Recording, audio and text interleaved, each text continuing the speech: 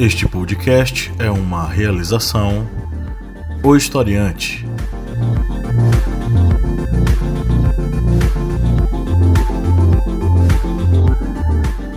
Olá, historiantes, bem-vindos mais uma vez ao nosso maravilhoso podcast, é o podcast do Historiante, o seu podcast sobre as ciências humanas e que troca uma ideia bacana sobre os possíveis temas de redação para o Enem e temas das atualidades. Eu sou o professor Pablo Magalhães e hoje presentes estão o Cléber Roberto. E aí, galera, beleza? A luta continua. E o Márcio Fabiano. Olá, minha gente, coisa boa, a gente tá aqui toda semana gravando esse podcast. Hoje nós estamos no podcast de número 49, correto? Isso. O número 49, estamos perto aí dos 50 podcasts e hoje nós vamos tratar sobre um tema complicado para todos nós, né, que estamos sofrendo sobre esse processo e que eventualmente pode ser tema de redação para o Enem, porque é um dos temas mais importantes, diria eu, o tema mais importante de 2018 e desse primeiro trimestre de 2019, que é a questão do desemprego e informalidade na população economicamente ativa. Bom, como sempre a gente vai começar com a leitura de uma matéria, e a matéria do G1, né, e o título dela é Desemprego sobe para 12,7% em março e atinge 13,4 milhões de brasileiros. Trata-se da maior taxa desde o trimestre terminado em maio de 2018, segundo o IBGE. O número de subutilizados atingiu o recorde de 28,3 milhões de pessoas. Subutilizados são aquelas pessoas que eventualmente têm uma função, têm um emprego, só que elas são subutilizadas, né? Elas não são utilizadas de forma apropriada dentro daquele cargo. E oficialmente pelo IBGE, aquelas pessoas também que não chegam a trabalhar 40 horas semanais, ou seja, aqueles que trabalham, por exemplo, meio expediente, ou então faz o bico. Pois é.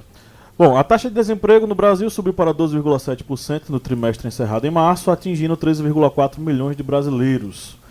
Trata-se da maior taxa de desemprego desde o trimestre terminado em maio de 2018, quando a taxa também ficou em 12,7%, reforçando a leitura de perda de dinamismo e recuperação mais lenta da economia neste começo de ano. A taxa ficou 1,1 ponto percentual acima da registrada no quarto trimestre, quando o desemprego estava em 11,6% da força de trabalho. Frente a um ano antes, porém, o índice está 0,4 ponto percentual menor. No primeiro trimestre do ano passado, a taxa estava 3,1%. O resultado apurado para os 3 primeiros meses de 2019 ficou ligeiramente abaixo do esperado pelo mercado. Média das previsões de 25 consultorias e instituições financeiras consultadas pelo Valor Data apontava para uma taxa de 12,8% no primeiro trimestre desse ano. Segundo o IBGE, a alta do desemprego no primeiro trimestre representa a entrada de 1,2 milhão de pessoas na população desocupada na comparação com o trimestre encerrado em dezembro.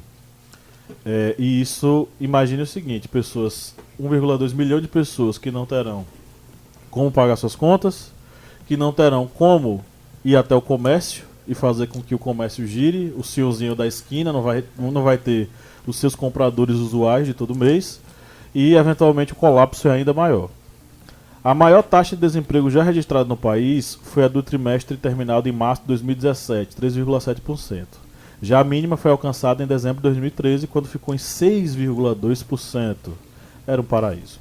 A população ocupada no país somou 91,9 milhões de pessoas, queda de 0,9%, menos 873 mil pessoas em relação ao trimestre de outubro a dezembro. É 91,9 milhões de pessoas num país que já está beirando o quê?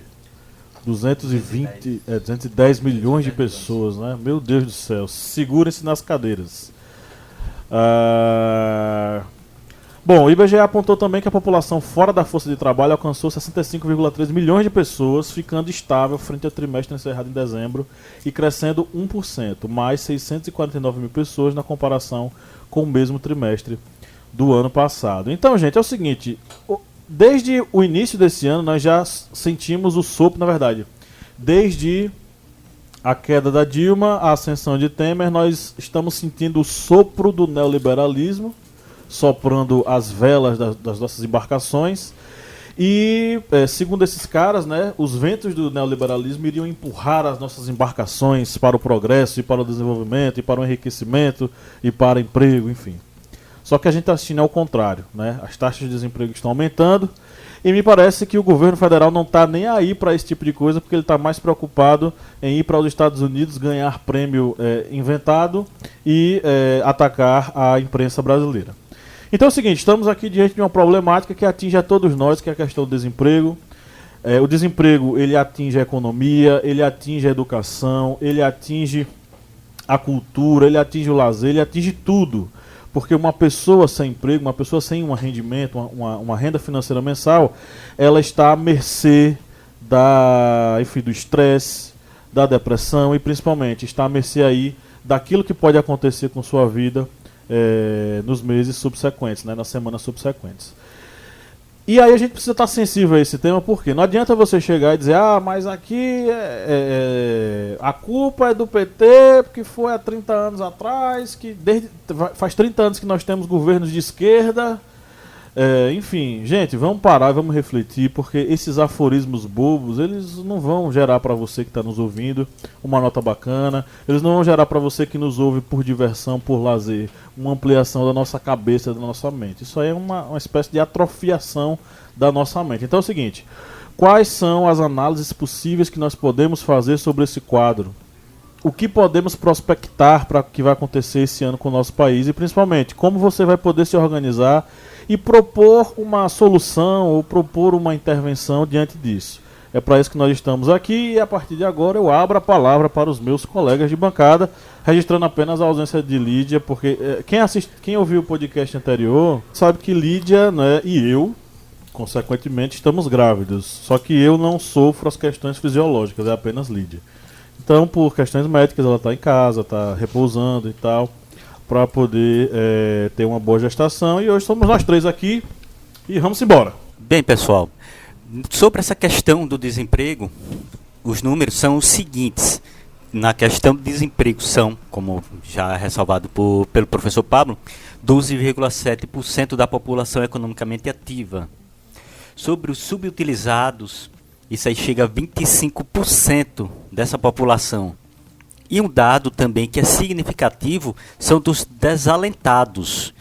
Os desalentados, que é um público, uma população, uma parte da população que é muito, digamos, analisada tanto pelos institutos de pesquisa relacionados ao desemprego, como também até mesmo pelos institutos que cuidam de psicologia e psiquiatria, porque são aquelas pessoas que pararam de procurar emprego, simplesmente desistiram, abandonaram, não vão mais procurar emprego e também não procuram outras formas de se, digamos, atualizar ou de se tornar um profissional em outra área. E eles já correspondem a 4,4% da população economicamente ativa, ou seja, 4,8 milhões de pessoas são os desalentados no Brasil. E esse público já é uma área que, segundo os institutos de pesquisa, o desemprego ele teve uma pequena queda. Não foi por causa de uma geração em massa de empregos, foi porque muitas pessoas deixaram de procurar empregos e saíram da zona do desemprego para a zona dos desalentados, ou seja, pessoas que já desistiram de tudo. E essa população é uma população que está em uma zona de perigo muito grande, uma zona aí da depressão, do desespero, ou até mesmo de entrar na criminalidade como forma de sobrevivência, de sobreviver. E nós não vemos aí uma política pública que venha a gerar empregos, porque o governo utiliza o pretexto de que a reforma da Previdência irá gerar empregos, mas não diz como depois da reforma. Se fosse para gerar empregos por questão financeira, que se cobrasse aos grandes devedores do Brasil, os chamados devedores os devedores que são grandes empresas que devem. É isso? Isso as grandes empresas que devem aí cerca de R$1 trilhão em dívidas do INSS, Receita Federal, multas, ou seja, R$1 trilhão. Cobrasse essa população, essas grandes empresas para gerar empregos para a população. Ou então, se tentasse criar uma outra forma de gerar empregos, como se tentou através do PAC, Plano de Aceleração do Crescimento, que eram investimentos em obras de infraestrutura, porque é muito estranho que um governo diga que está com os cofres públicos zerados, sem dinheiro, e bloqueia verbas, por exemplo, a construção de hospitais ou para a educação, e vai anistiar 70 milhões de reais dos partidos políticos. Que crise é essa? Uma crise econômica seletiva? Inclusive, ele disse que era mentira, viu? Ele disse que não tinha assinado esse decreto que faz esse perdão aos partidos. E o governo mostrou o papel. Tem um papel, o documento assinado. Ou seja, ou o digníssimo presidente ou é um mentiroso, está mentindo, assinou e agora quer dar um migué dizendo que não assinou sem saber, ou é um responsável, está assinando documento sem ler. Vocês tiram a conclusão, porque é meio complicado. Mas com relação à questão do desemprego e dos subutilizados e também do emprego informal, a informalidade ela já abrange 37,5 milhões de trabalhadores no Brasil. E um detalhe importante, dos 17 estados que têm o maior número de trabalhadores na informalidade, os 17 primeiros estados abrangem a região norte e região nordeste. E aí também o Sudeste com o Espírito Santo e depois vem o Centro-Oeste. Ou seja, os estados que têm uma grande carência de trabalho é o que está recorrendo à informalidade. E nós infelizmente não vemos políticas públicas que venham a gerar empregos. E esse pretexto de que a reforma da Previdência vai gerar empregos, isso aí é um migué, como dizem, vamos dizer assim, num bom linguajar popular, um migué. Ele está dando aí, tentando enganar o povo. Ele vai dar uma pegadinha no malandro, porque só é lembrar Michel Temer que ele disse que ia fazer a reforma da trabalhista e ia gerar milhões de empregos. E o desemprego aumentou. Acho interessante também que ele fica usando essa questão da reforma como uma espécie de chantagem. Na verdade, chantagem, porque ele fica dizendo, o próprio filho dele, o Eduardo Bolsonaro, disse no Twitter que mas fiquem tranquilos porque o contingenciamento das universidades logo vai ser resolvido se a reforma da Previdência for aprovada, vai tudo voltar ao normal, esse dinheiro está só guardado, esperando por vocês, então nada vai acontecer, mas a gente sabe que não é, né? A gente sabe que isso é mentira.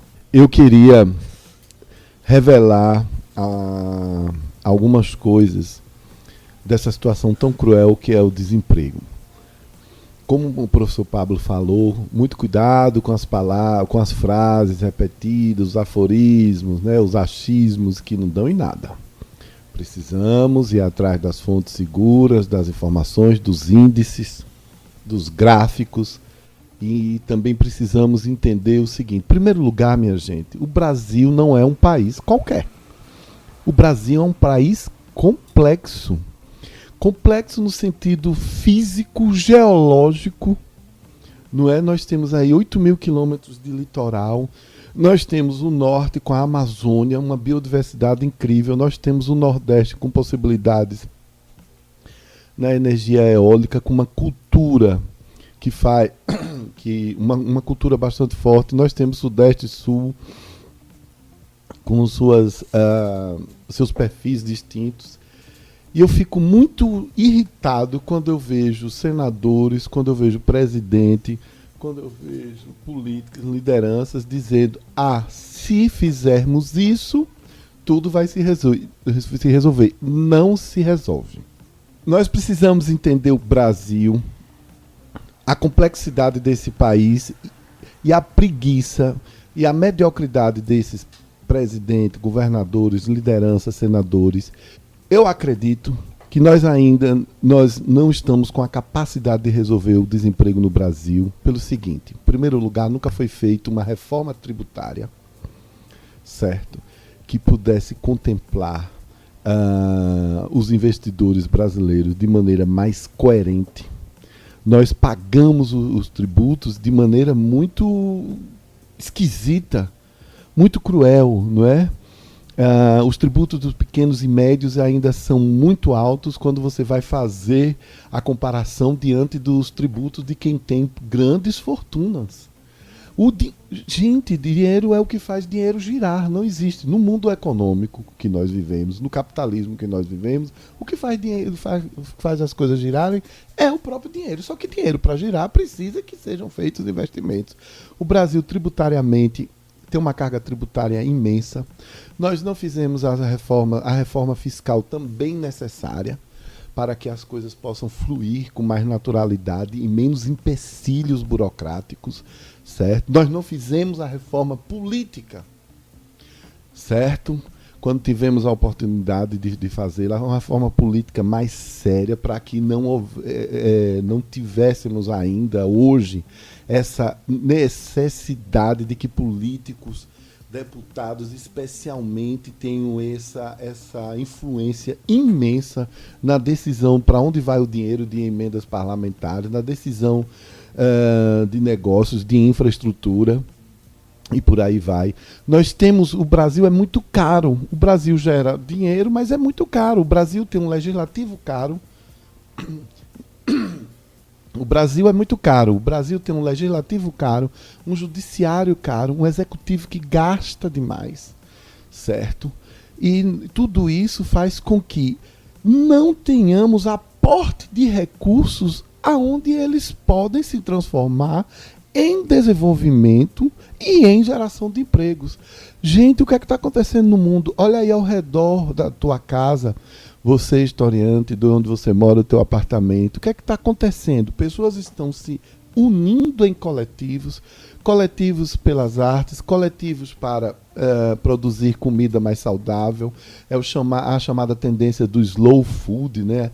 A comida mais lenta, de você abraçar a comida, de você comer com mais calma, com mais tranquilidade. Isso daí não é modismo, não. Isso daí se chama, sabe o quê? Uma tendência de vida que precisa ser sustentada. Alguém precisa plantar em algum lugar para que nós possamos, quem quiser, ser adepto do slow food.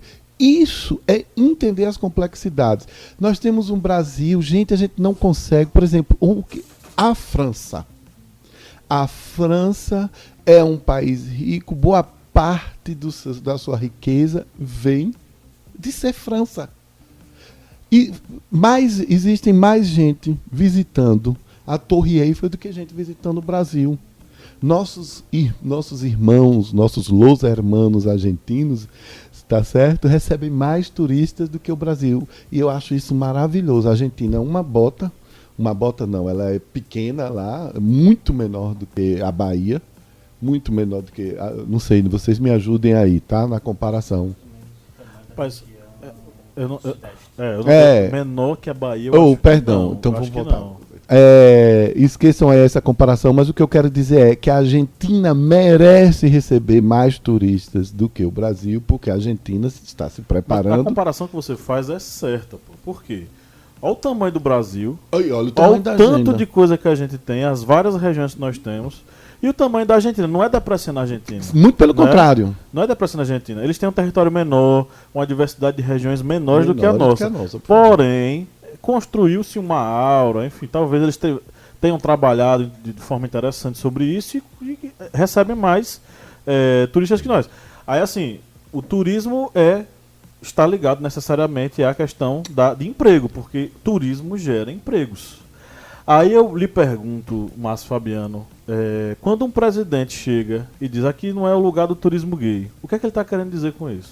Ele está querendo não só, mais uma vez, mostrar o seu ranço homofóbico, mas ele também, com essa frase, ele demonstra a sua total incapacidade de conhecer a economia no mundo que nós vivemos. Na verdade, nos Estados Unidos, na Europa, se chama pink money, né? O dinheiro rosa, o dinheiro que vem dos homossexuais, dos gays e lésbicas e demais, que viajam, que estudam, que trabalham, que compram notebook, que compram comida de slow food, que compram camisa e que compram bicicleta. Emprego, claro, né? Cara.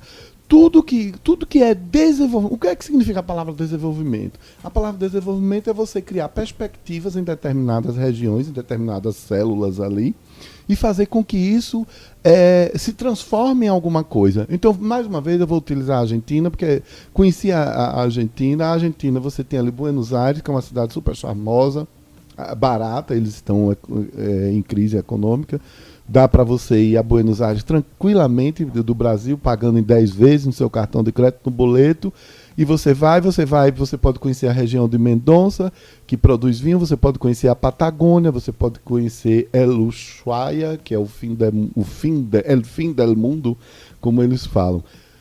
Gente, isso é maravilhoso, mas o que eu quero dizer é que se você vier ao Brasil, você precisa de 6 meses. 6 meses, se você quiser conhecer uma coisa de cada sensacional. Porque aqui na Bahia, aqui na nossa ponta, você tem o sertão. Se você vai descendo, você vai conhecendo um litoral lindíssimo. Um litoral riquíssimo culturalmente, riquíssimo na exuberância da natureza. Eu estou falando da Bahia. Do outro lado de Pernambuco até Alagoas, você tem a chamada Rota Dourada, que você sai de Recife e vai até Maceió, e ali você pega Japaratinga, você pega São Miguel dos Milagres, você pega várias praias.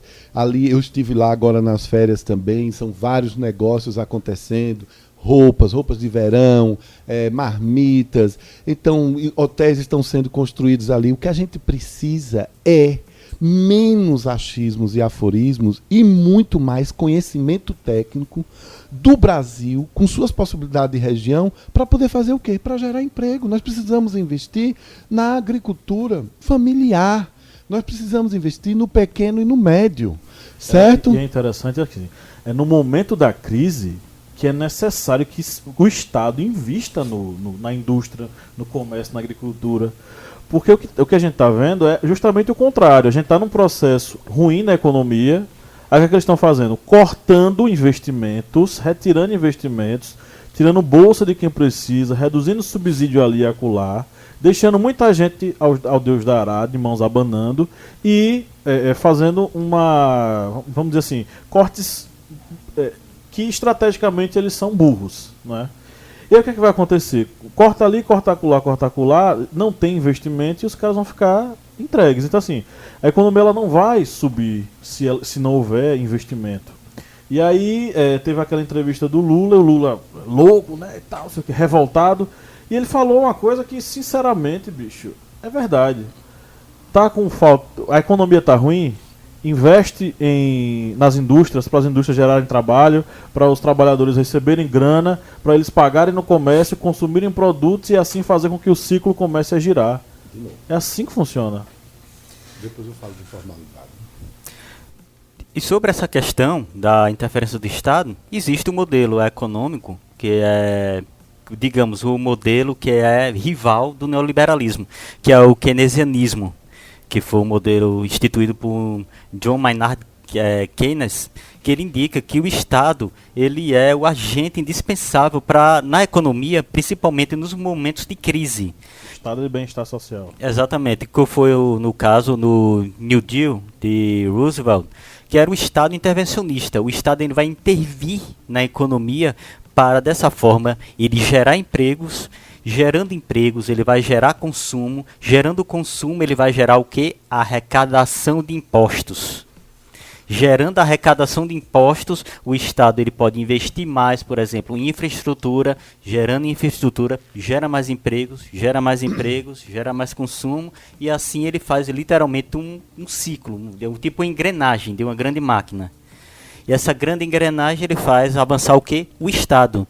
E esse modelo, o keynesianismo, ele é rival do neoliberalismo, porque no neoliberalismo é exatamente o contrário. É um Estado que ele vai deixar, digamos, o modelo liberal, as empresas, elas é que vão assumir, tocar o Estado para frente, e num momento de crise, num momento de depressão, recessão econômica, as grandes empresas, por exemplo, que são, digamos, as privilegiadas no modelo neoliberal, elas vão cair fora.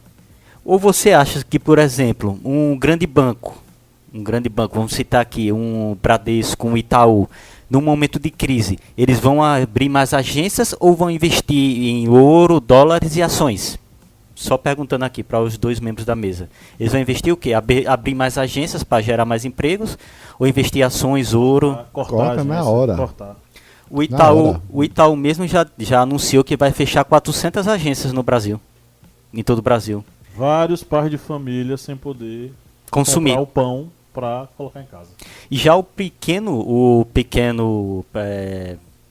empresário, micro e pequeno empresário, que gerou mais de 70% dos empregos em 2019 foram geradas por micro e pequenas empresas. E é o senhorzinho da padaria da esquina, que tem lá o padeiro e a atendente, você, só no ritual de manhã de você comprar o pão, você compra na padaria lá, com esses 2 funcionários.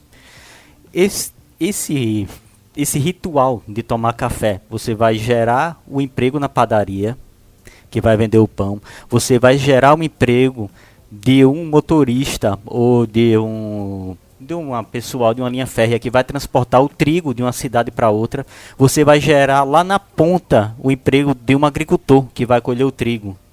E nesse mesmo ritual de você tomar um cafezinho, o café da manhã, no café vai ser a mesma coisa. Você vai gerar um emprego do comerciante que vendeu o pacote de café, a pessoa que fez o frete e o agricultor lá na ponta. E a mesma coisa com a manteiga. O comerciante, o que fez o transporte e a pessoa lá na ponta, o pessoal, por exemplo, aí do ramo de leites, de laticínios. Ou seja, só num pequeno ritual de você comer um pão, você está gerando empregos. E a partir do momento em que um pai de família ele já não tem mais renda para comer esse pão, você está quebrando todo esse ciclo de empregos. E a partir do momento que você quebra o ciclo de empregos, quebra o ciclo de consumo. E quebrando o ciclo de consumo, você está quebrando a própria arrecadação de impostos do Estado. E aí só lembrando também o seguinte, nessa questão também dessa geração de empregos a partir do investimento do Estado, o Estado ele pode estar numa situação precária, dificílima. Os Estados Unidos, mesmo na Grande Depressão, tinha gente cometendo suicídio à torta e à direito. Milhões de desempregados, o Estado quebrado. O próprio Brasil teve, no período do plano Collor, pessoas que se suicidaram. Tem até um caso emblemático de um senhor, se não me engano, no Paraná, que ele, diante da contingência que aconteceu, do dinheiro que ele perdeu, ele matou a esposa, matou a cunhada e se matou. Foi. Porque não tinha condição de pagar. E é exatamente isso. No momento, mesmo com toda essa crise, Roosevelt, ele foi lá e implantou o New Deal, que é o Estado investir na economia. Só assim vai gerar emprego e vai gerar captação de recursos, de tributos para esse Estado. E só lembrando uma coisa, cortar também direitos é a pior coisa que um Estado pode fazer contra o trabalhador. Porque um trabalhador que ele está ali com o risco de perder o emprego, que ele sabe que está só com um contrato temporário, se as regras da CLT forem quebradas, ele pode ser demitido a qualquer momento. Você acha que um trabalhador sob risco de ser demitido a qualquer hora, ele vai comprar uma geladeira, vai comprar uma televisão, vai comprar um carro, vai parcelar uma viagem turística, como o próprio professor Márcio aqui está comentando sobre o potencial turístico do Brasil, que não é tão aproveitado. Não é aproveitado para gerar empregos, ou seja, essa pessoa que está com risco de perder emprego, ele vai comprar produtos digamos, de segunda necessidade, já que a necessidade principal dele é comer e viver? Não. O trabalhador, perdendo seus direitos, ele não vai mais consumir produtos mais caros, ele vai apenas trabalhar para sobreviver. Ou seja, cortar direitos também é a pior coisa que um Estado ele pode fazer. Só lembrando aí, para dar para os outros professores, para bem não estourar o tempo, que Henry Ford, quando ele criou o Fordismo, que era a linha de produção, ele dava a linha de produção, o salário fixo para os funcionários e o direito deles descansarem. Por que o direito deles descansarem? Para eles poderem consumir no mercado. Eles poderem ir no mercado comprar, poder ir na praça tomar um sorvete, porque aí gera empregos. Isso. E não é nem uma questão de ser bonzinho, é uma questão de ver de forma capitalista o potencial que é o trabalhador ter tempo para gastar, e saúde, na verdade, também, para gastar aquilo que ele produziu. Exatamente, porque o dono do mercado, do funcionário da Ford, que saía e comprava no mercado, o dono do mercado era o mesmo que comprava o carro dele. Ou seja, ele sabia perfeitamente que se não fizesse a roda da economia girar, parava tudo. Isso sendo bem capitalista, a galera. Vocês que estão nos ouvindo, vocês que são nossos antes, sei lá, você não tem como dizer que a gente é comunista, não. Porque essa visão que a gente acabou de lhe mostrar é como funciona a perspectiva capitalista desse processo. Então, se você tem um governo que vai de encontro a isso, então, desculpa, você está apoiando um governo que de capitalista e liberal não tem nada.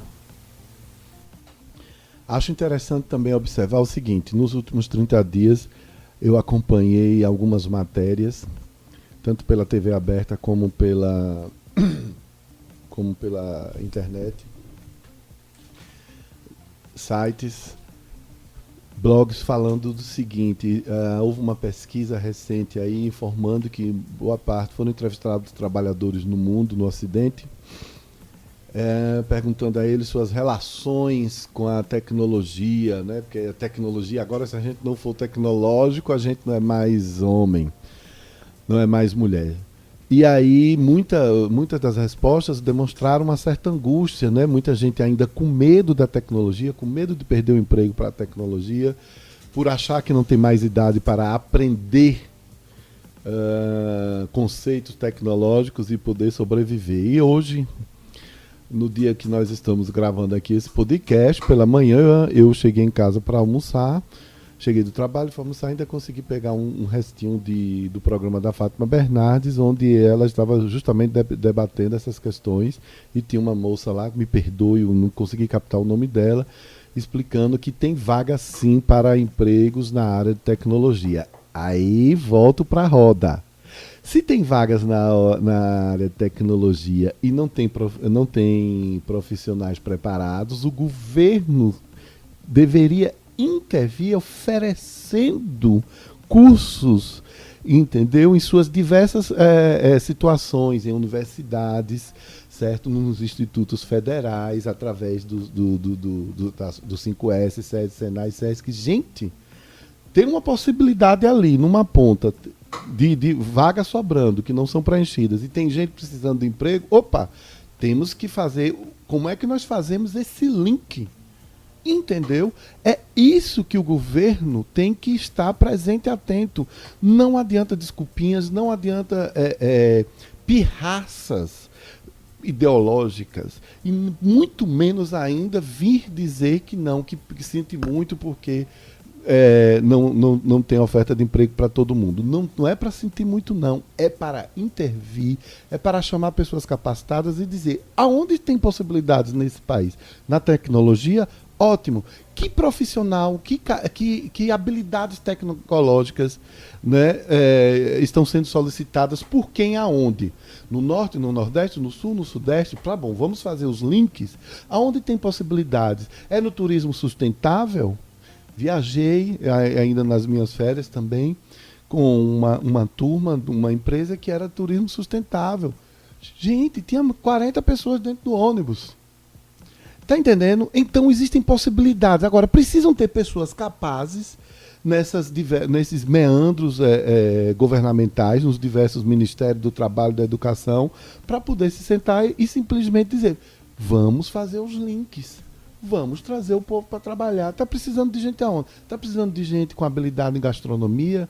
Está precisando de gente para incentivar a agricultura familiar, que é uma coisa que está crescendo. A gente vê aqui na nossa região, para quem nos ouve, certamente você aí de São Paulo, do Ceará, graças a Deus o historiante é ouvido no Brasil todo. Dá uma circulada aí, de onde vocês moram, para ver o que é que tem de novidade disso. Aqui nós temos uma feirinha de orgânicos, que tem toda quinta-feira, estimulada pela Univasf, Universidade do Vale de São Francisco, criada há 12 anos e que trouxe muito avanço. É muita balbúrdia. E que trouxe muito avanço para nós. Então, eles são todos ligados, assim, fizeram cursos, são um projeto de extensão da Univasf.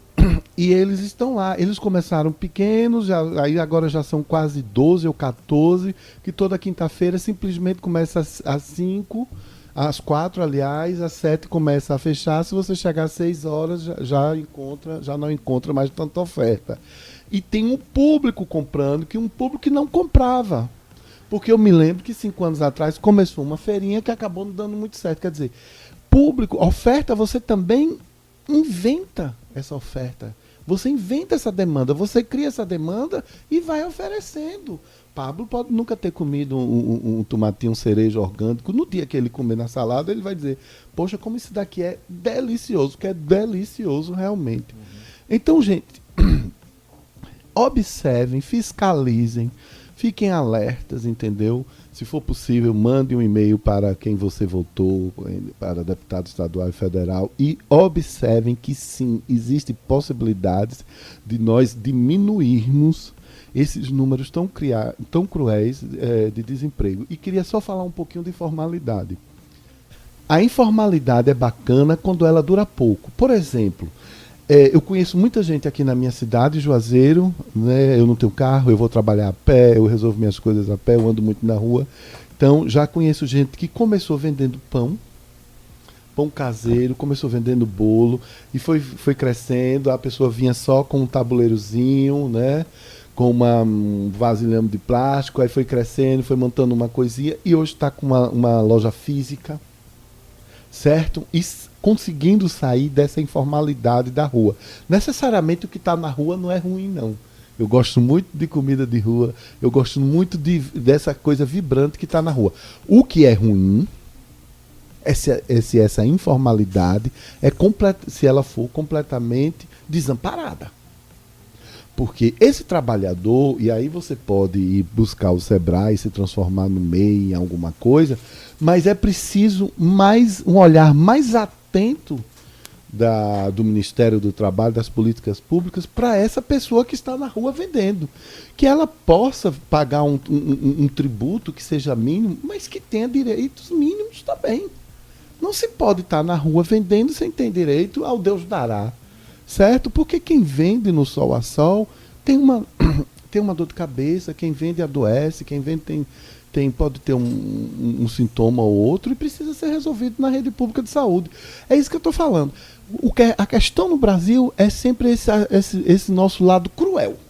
Cruel, porque eu não vejo problema nenhum de andar na rua e alguém me oferecer uma cocada, alguém me oferecer um bolo, alguém me oferecer aquilo, desde que esteja limpo, desde que esteja bonito, desde que a pessoa seja sorridente. A gente está na rua, a gente vive, a gente é gente, entendeu? Agora, ruim é saber que eu estou protegido por causa da minha situação de trabalho e o outro não está. Então, eu queria encerrar dizendo, para tudo que a gente pensa, para cada debate que a gente traz, certo? A gente tem sempre que dizer o lado humano, de ficar ali no outro lado, tá certo? Só complementando a fala do professor Márcio, dos 35,7 milhões de trabalhadores na informalidade, só 8,100 mil tem MEI. Gente, eu queria só dar uma explicação. Eu sou microempreendedor individual, pago lá a minha prestação, R$ 59,44, alguma coisa assim, e me dá alguns direitos interessantes, certo? Se eu adoecer, eu vou ter auxílio doença, né, na hora da morte, ali ajuda também, conta ali um pouco para a aposentadoria. Eu acho isso ótimo. Nós precisamos pensar soluções, entendeu? Passando a Limpo. Como é que é o nome do quadro mesmo que eu esqueci? Passando no vestibular. Cortando cana no Goulart. Essa aqui até me surpreendi. Desemprego é maior entre idosos, homens e pessoas que se declaram brancas. Falso. Falso.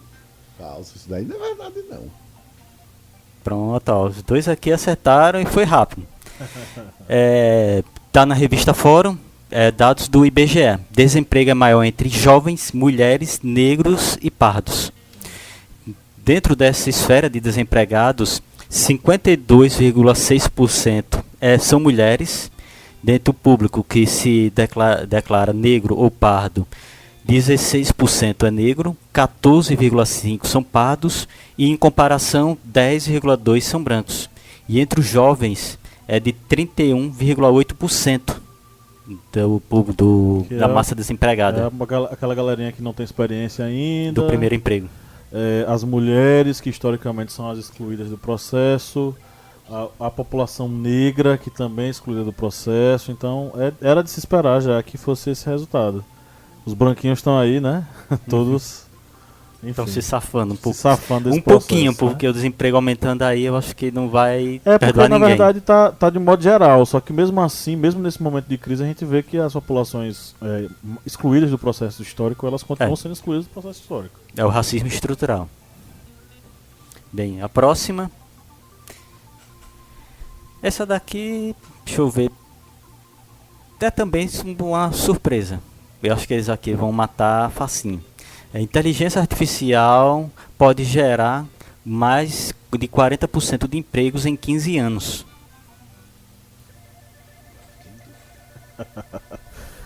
Eu acho que é verdadeiro. Eu acho.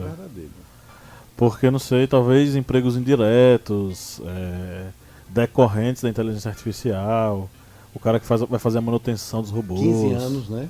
15 anos. 15 anos. Talvez sejam essas vagas que estão sobrando, né? E não estão sendo preenchidas. Né? Talvez por falta de profissionais especializados, conhecimento. Né? Eu acredito que seja verdadeiro. Tá lá no site da epocanegócios.globo.com. Segundo o especialista chinês Kai Fu Lee, a inteligência artificial pode acabar com 40% dos empregos em 15 anos. Ao contrário, é? Ao contrário. 40% dos empregos. 40% dos empregos atualmente podem deixar de existir graças à inteligência artificial. Ele diz quais? Não, né? Segundo a pesquisa, é mais voltado para essa área em que podem haver substituição por máquinas e essas máquinas deixem de utilizar pessoas para utilizá-las. Ou seja, uma indústria montadora de carros pode usar 100% de robôs e todos esses robôs manipulados por um computador, uma inteligência artificial só. Rapaz, eu li uma matéria louca, agora eu não lembro qual é a fonte, ó. Eu esqueci de salvar. De que possivelmente até no direito os caras vão utilizar robôs programados com os códigos de lei, enfim, os vários códigos de lei de cada país, para que o robô faça a defesa da pessoa de acordo com aquilo que foi gravado na cabeça dele. Quando você vê um banco, por exemplo, acho que é o Bradesco, pode dizer a marca? Diga. Eles nunca vão patrocinar a gente, bicho. Mais fácil eles Bradesco. Mais fácil eles mandar uma bomba de lá pra cá. Só relacionado à questão do Bradesco, que já tem uma inteligência artificial, que eles chamam BIA, Bradesco Inteligência Artificial. Imagine o tanto de atendentes que esse sistema ele está tirando o emprego. O tanto de atendentes ali que vão resolver o problema, mas agora não vai ser mais o atendente, vai ser esse sistema aí que já está, digamos, aprendendo a lidar com seus clientes. Imagino tantos aí de funcionários que vão deixar suas vagas de emprego. Não, eu acredito. Eu só acho que, por exemplo, porque eu não sei se é o mesmo cara que diz, mas passou na Globo News esses dias, que o cara ele falou que pedagogo é uma das funções que vão acabar. Eu acho isso muito difícil. O que é que vai substituir um pedagogo? Que é a pessoa que lida com o processo cognitivo nas séries iniciais. Eu acho muito difícil, por exemplo, um robô de inteligência artificial substituir. Porque vai ter, digamos, situações ali que vai ser do momento. Uma turma não é feita apenas por, digamos, um grupo de crianças que tem a mesma mentalidade. Cada uma vai ter seu grau de desenvolvimento, grau de intelectualidade, o desenvolvimento cognitivo, ou seja, vai ser uma série de fatores. Pois é. Vamos agora para as perguntas dos nossos seguidores. Ah, é? Então tá.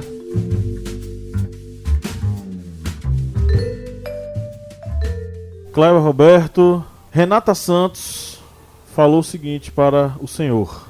É nóis. Renata Santos, que não sei se já participou aqui, não estou lembrado de falar desse nome.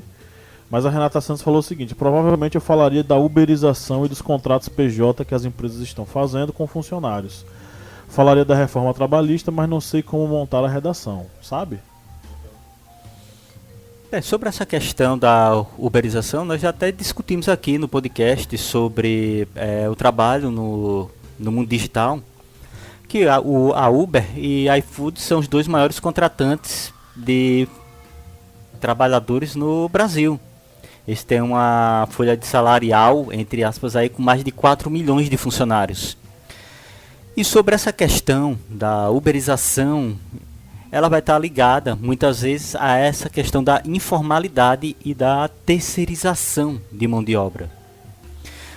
Porque muitas vezes uma empresa, logicamente, ele não vai querer pagar todos os direitos trabalhistas a um funcionário, se ele pode contratar um funcionário terceirizado, que vai ser um funcionário aí, muitas vezes com um contrato, digamos, de 90 dias, com uma empresa que terceiriza seus serviços. E aí ele não vai estar dentro dessa, digamos, do sistema aí de proteção da CLT. E essa questão da uberização do trabalho, ou seja, transformando trabalhadores num trabalho informal ou num trabalho terceirizado sem, digamos, as regras mais fixas da CLT, isso aí vai logicamente causar uma série de problemas dentro da economia, como já citado aqui no podcast, porque um trabalhador que ele não tem a proteção pela CLT, ele não vai consumir produtos de maior valor agregado, porque ele vai ter medo de perder seu emprego ali em 30, 60, 90 dias. Ou seja, ele não vai querer parcelar, digamos, o seu celular em 12 vezes. E aí, não parcelando, não comprando o celular novo, não vai gerar, digamos, essa renda para aquela loja que vende esse produto. A mesma coisa vai ser aí com a geladeira, com o televisor, com o carro. Ou seja, essa uberização, essa criação de um serviço que seja tão informal e que não tenha essa proteção da CLT, ela acaba gerando uma série de problemas dentro da economia, porque ela não se torna uma economia não sustentável a longo prazo. Devemos ter em mente isso, que a economia ela deve ter uma visão de longo prazo. Márcio Fabiano, Pablo Henrique, o playlisteiro da galera, falou o seguinte: atenção. Inclusive a gente falou semana passada do apelido, né, de Pablo Henrique. Ele falou o seguinte: falaria sobre a lei da oferta e da procura da Revolução Industrial, que com o atual índice de desemprego deixa a sociedade brasileira à mercê de situações não tão agradáveis como realmente deveria. Sobre o meu apelido, indagado no último podcast, saibam que eu adoro e me sinto muito bem em saber que tenho essa proximidade com essa equipe maravilhosa que são vocês. Grande Valeu. abraço, queridão. Pablo, olha, como eu falei anteriormente, eu penso que lei de oferta e procura tem que ter essa intervenção do governo no sentido justamente de unir os pontos, certo? Unir os pontos econômicos, unir os pontos de desenvolvimento de determinadas regiões do Brasil. Eu vou repetir o que eu falei antes. Para mim, o que eu acho que está acontecendo no Brasil é o início de uma recessão causada por a completa incompetência dos últimos 3, 4 anos desses governos de tratarem das questões macro brasileiras, certo? Quais são as questões macro brasileiras? Justamente o que eu já tinha falado antes. Nós precisamos fazer reformas, mas essas reformas não são para pirraçar ideologicamente, não são para massacrar trabalhadores, são justamente para com que as relações de trabalho entre patrões, empregados, essas relações sejam mais equilibradas, Pablo. E vou te dizer uma outra coisa que a mim me interessa muitíssimo. Eu não sou especialista, mas fico pesquisando para poder falar disso nas minhas aulas e tal. Eu vou dar uma aula agora nesse final de semana e tal, e comecei a pesquisar hoje. O que está acontecendo de relevante no mundo do trabalho, nesse mundo de ofertas, de serviços, demanda por perfis tecnológicos, é uma reinvenção do que é o trabalho. A gente vê diversos especialistas tratando disso, a gente vê uma série de ideias aí sendo propostas, home office, uma aproximação maior e direta na relação entre a marca e o consumidor. Tudo isso está sendo orgânico nesse momento e isso é sensacional porque eu acho que isso está gerando novas ideias e está ofertando a algumas pessoas a oportunidade de poderem atuar.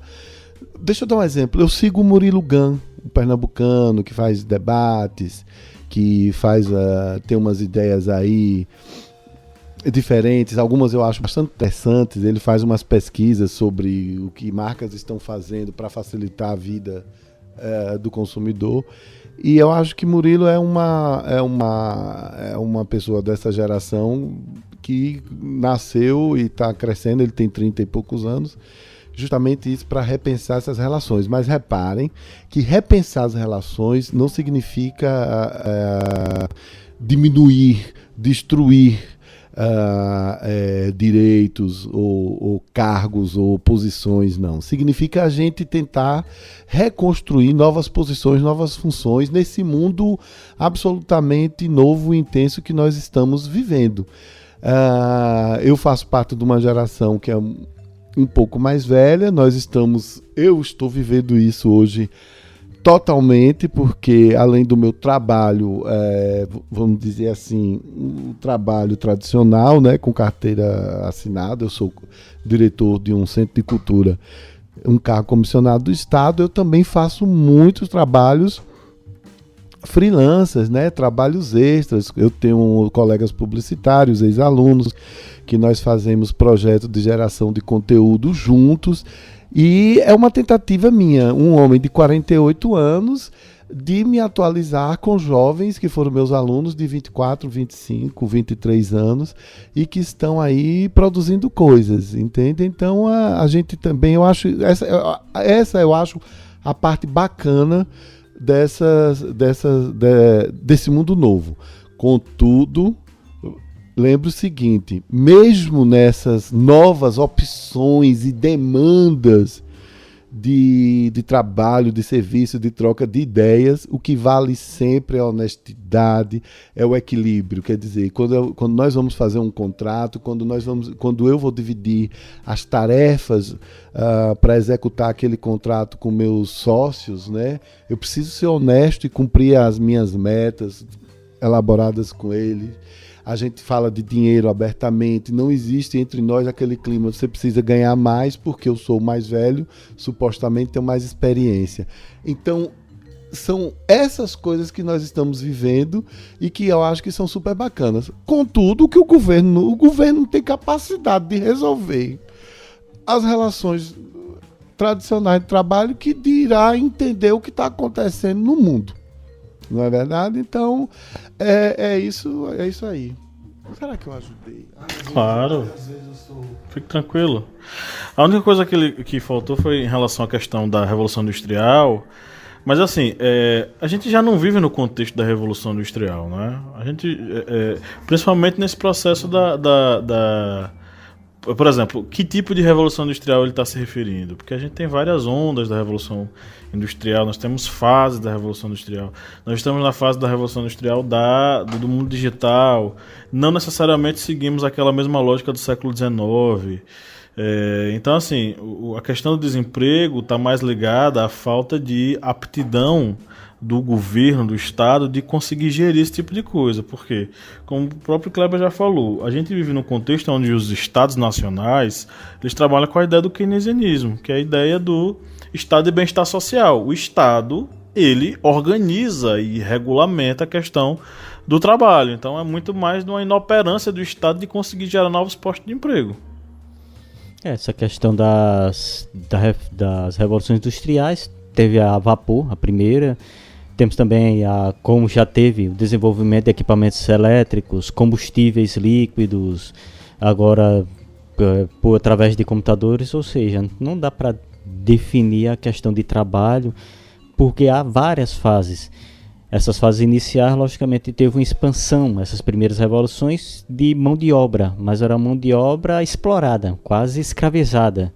Já nessa última onda da Revolução Industrial já é o contrário, nós temos aí a demanda por pessoas que tenham uma inteligência para essas áreas das novas tecnologias maior, e o que vai resultar no maior desemprego de muitas outras categorias que trabalham, digamos, de forma braçal, como por exemplo nas indústrias, que são substituídas aí por robôs.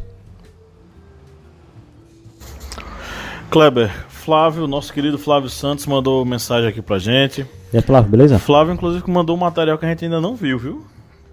A gente precisa ver. Ele mandou um vídeo em resposta àquilo que Márcio perguntou no último podcast. Mandou um vídeo. Nós veremos juntos. Pode ser. Flávio falou o seguinte: quanto ao desemprego, é o que Marx nos alertou no passado. Quanto mais gente sem emprego, maior as chances de redução de salário, a perda total ou parcial de direitos.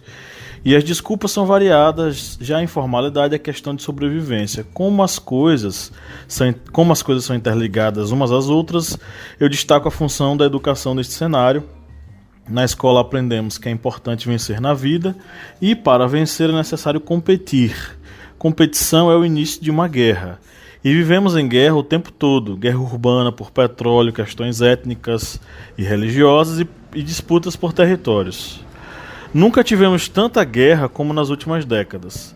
Além das vidas humanas, a empatia também morre. E é exatamente esse o objetivo, pois quem manda sabe que unidos somos fortes. Certamente, se houvesse mais união, um projeto de crescimento do país, não estaríamos com esse alto número de desempregados. E no país que corta investimentos em educação, quem mais sentirá os efeitos serão os menos escolarizados devido a um outro problema, que é a evasão escolar. Sobre essa questão dessa redução das vagas de trabalho, é o que está ocorrendo atualmente com a chamada precarização do trabalho. Ou seja, o trabalhador ele acaba assumindo um trabalho que muitas vezes é extenuante, um trabalho que exige muito dele por uma renda muito baixa, exatamente porque não há vagas de emprego. Ou seja, é aquela chamada, ele vai aceitar o que estiver na frente, a oportunidade que alcançar. E aí vai ter trabalhadores que vão trabalhar além da carga de trabalho semanal, ou então daqueles trabalhadores que vão trabalhar em serviços de risco, por exemplo, como agrotóxicos, ou então em serviços que estejam expostos a algum tipo de agente agressivo. Isso aí porque não há vagas de trabalho e esse trabalhador ele vai aceitar esse serviço, ou seja, vai ser um trabalho precarizado. Sobre essa questão da educação, do corte de verbas da educação, vem todo esse ciclo do sistema, essa máquina do Estado, ela acaba sendo prejudicada a médio e a longo prazo. Porque o Brasil atualmente, eles vem sofrendo muito com problemas educacionais, não por causa do governo do PT, nem FHC, nem Collor. Isso aí já vem da ditadura militar, que houve essa defasagem, esse distanciamento entre a educação pública e a educação particular. Aconteceu que as classes menos favorecidas elas começaram a ficar distantes do acesso, por exemplo, à universidade, a um ensino de qualidade. Só lembrando aí que em nenhum momento as teorias de Paulo Freire elas entraram nas escolas brasileiras. Isso aí foi um dos problemas também para a nossa educação, que elas não foram praticadas no Brasil. As teorias que são agora utilizadas em países aí de primeiro mundo, como por exemplo Finlândia, e são reconhecidas nas principais universidades no mundo, não foram praticadas em sua terra natal. E com essa defasagem na educação, o que ocorreu é que ao longo do tempo os trabalhadores eles começaram a ficar excluídos desse desenvolvimento educacional, que começou a ser, digamos, quebrado a partir dos governos do PT. Isso aí não é querendo, digamos, vocês são petistas, são esquerdistas, comunistas, socialistas, taxistas. Não. Isso aí é uma realidade. Com a entrada, com o desenvolvimento de cotas, com o desenvolvimento de programas sociais, de acesso das pessoas para a educação, houve essa proximidade das pessoas que por décadas foram excluídas do ensino superior para esse ensino superior, não mais um ensino apenas profissionalizante de criação de mão de obra. E com esses cortes da educação, tanto vai aí prejudicar novamente esse ensino, que já vai ser um ensino precarizado, porque vai ser um ensino em que os alunos eles vão ter que estudar de uma forma ou de outra em escolas em que o nível de ensino é baixo, e aí vai ficar mais baixo ainda, ou até mesmo venha a fechar, como por exemplo algumas universidades aí já estão sob ameaça de fechar devido a esses cortes no ensino superior, como também vem aquele ciclo do sistema econômico nacional. Cortou verba, vai desempregar funcionários no ensino terceirizado nas universidades, no ensino superior. Demitindo funcionários terceirizados, eles vão parar de consumir. Menos pessoas consumindo, mais o mercado vai ficar aí saturado e mais vai ficar, digamos, congelado nesse ciclo aí de crise econômica. Ou seja, um corte na educação não é apenas um corte na educação, é um corte na própria economia. Parece aqui que é até uma coisa que estamos repetindo, mas a economia gira dessa forma. Qualquer corte em qualquer área vai prejudicar não somente aquela área, a saúde, ou a segurança, ou a educação, ou sei lá, qualquer área, tipo astronomia, desenvolvimento tecnológico, vai prejudicar tanto nessa área como na própria economia, porque vai cortar a renda de muitos trabalhadores. E isso daí é algo que vem a prejudicar muito essa economia debilitada do Brasil. Lohan Belúcio falou: eu falaria que era tudo culpa do PT e que tínhamos que desburocratizar sem viés ideológico. Lohan, só sobre essa questão aí do PT, que sempre o pessoal utiliza isso, vamos aqui a uns números rápidos. O desemprego no final do mandato de Lula, depois dos 8 anos, era 5,7% da população ativa. Em Dilma, no primeiro mandato, foi de 4,8%. No final do mandato de Dilma, já aí, depois chegando já o golpe aí, ela já sofrendo aí com o Congresso, com as pautas bombas de Eduardo Cunha, que qualquer pessoa pode pesquisar e ver que o Congresso era totalmente contra ela. Mesmo assim, ela saiu com 10,2% de desemprego na população economicamente ativa. E atualmente nós já estamos em 12,7%. Ou seja, aquela sangria que foi dita para ser estancada por Romero Jucá não foi. Ela somente aumentou. E essa questão de colocar a culpa em um partido político, ou então de dizer vamos desburocratizar, tem que saber muito bem o que vai ser desburocratizado. Vai ser eliminado aí direitos trabalhistas da CLT. Trabalhadores sem seus direitos, eles não consomem, porque eles vão trabalhar para sobreviver. E é algo aí que tem que ser muito bem analisado, porque desburocratizar não é cortar direitos. Ok, queria agradecer a todas as pessoas que fizeram seus comentários aqui. E você que está nos ouvindo, ou que chegou aqui pela primeira vez, ou que já nos acompanha há muito tempo, se você quiser deixar seu comentário, acesse nossas mídias sociais, tanto Instagram quanto Facebook. É só você colocar @ohistoriante e mandar um recadinho pra gente. Nós sempre fazemos interação sobre os possíveis temas aí que nós tratamos nos podcasts. Basta você entrar e mandar brasa aí, deixar seu comentário. Agora nós vamos para os Pinga-Fogos. Pinga Fogo, do Márcio. Kleber, professor Kleber, você acha que nós devemos incentivar o empreendedorismo nesse momento de crise? Nesse momento de crise, tem que ser feito duas coisas, tanto a intervenção do Estado na economia. O Estado ele não pode querer tampar o sol com a peneira e dizer, não, tem que gerar empregos, é a iniciativa privada, é o empresariado. Não, o Estado ele tem sim que intervir nos momentos de crise.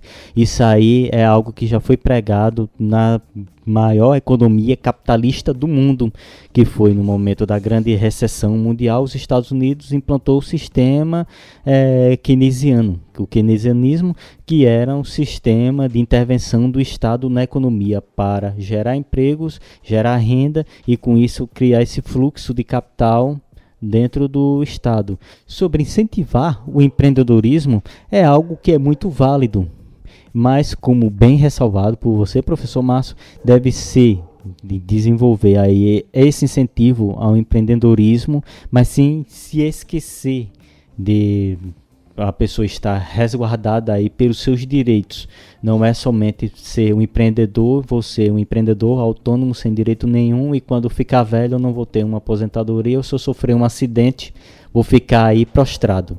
Não, vai ser incentivado esse empreendedorismo dentro dessa população economicamente ativa, mas que ela também tenha consciência tanto de resguardar os seus direitos, como também, resguardando os seus direitos, ela vai estar fazendo o quê? Pagando ao Estado. Isso aí vai o quê? Gerar fluxo de renda para o sistema econômico do Estado. Pinga fogo pro Márcio. A minha pergunta para o professor Márcio Fabiano é uma pergunta básica e que vai envolver dois podcasts, tanto esse como um outro aqui que ele vai lembrar na hora. Professor Márcio, a reforma da Previdência vai gerar empregos? Kleber, eu tenho minhas dúvidas se a reforma da Previdência vai gerar empregos, porque com um empresariado, não em sua totalidade, mas um empresariado brasileiro acostumado a não pagar o que deve à Previdência Social, com um empresariado brasileiro acostumado a receber tudo do Estado sem dar o retorno necessário para o Estado.